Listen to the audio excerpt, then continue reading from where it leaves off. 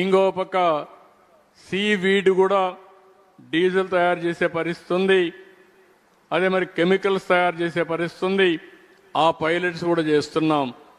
ఇంకో పక్క service hub కింద గ్లోబల్ సర్వీసెస్ని ప్రొవైడ్ చేయడానికి ఇక్కడ flexible working, blue white collar jobs, అదే మరి వర్క్ ఫ్రమ్ హోమ్, అదే మరిగా కో వర్కింగ్ స్పేస్ కానీ, ఇంకో పక్క మీరు చూస్తే ఐటీ కంపెనీస్ కానీ, ఇవన్నీ కూడా పెద్ద ఎత్తున అట్రాక్ట్ చేయాలని ఆలోచిస్తున్నాం.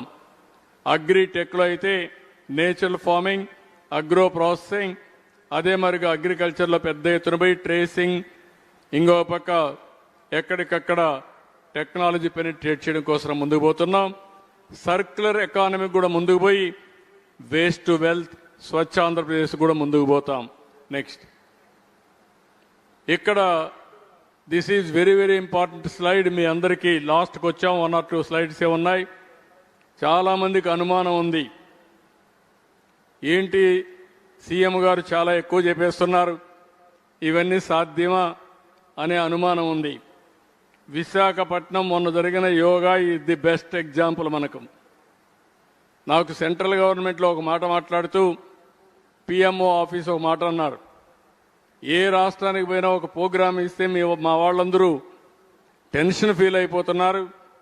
ఇంత పెద్ద ప్రోగ్రాం చేశారు, అర్లీ మార్నింగ్ చేశారు, కానీ మీ వాళ్ళు ఎవరు వచ్చినా ఆనందంగా స్మైలింగ్తో కనపడుస్తున్నారు. ఏ పని చెప్పినా రిసెప్టివ్గా తీసుకొని బ్రహ్మాండంగా జయప్రదం చేశామని పొగిడే పరిస్థితి వచ్చారు. అంటే మీ శక్తి మీకు తెలియదు, కానీ హనుమంతుని శక్తి హనుమంతుడికి తెలియదు. కానీ నాకు తెలుసు మీరు ఏమైనా చేయగలుగుతారు, చేసే శక్తి సామర్థ్యం ఉంది. 1 సంవత్సరంలో చేశాం, దాన్ని లాజికల్గా తీసుకెళ్దాం. ఇక్కడికి వచ్చినప్పుడు ఎందుకు మేము అంటున్నానంటే స్మార్ట్గా పనిచేయాలి, కష్టపడక్కర్లేదు, 24 గంటలు శ్రమ చేయాల్సిన పని లేదు. పర్సనల్ లైఫ్ కూడా టైం పెట్టుకుని కుటుంబ సభ్యులతో కూడా బాగా గడిపి మీరు ఎనర్జీ ఛార్జ్ చేసుకుని చేసిన టైంలో గట్టిగా పనిచేస్తే బ్రహ్మాండమైన ఫలితాలు వస్తాయి. ఇక్కడికి వస్తే మీరు చూస్తే very interesting time, very inspiring time. Everything is possible. Technology అంతవరకు మెచ్యూరిటీ వచ్చింది. నెంబర్ 1 మీరు చూస్తే హిస్టారికల్ డేటా ఆన్ క్లౌడ్ ఉంది.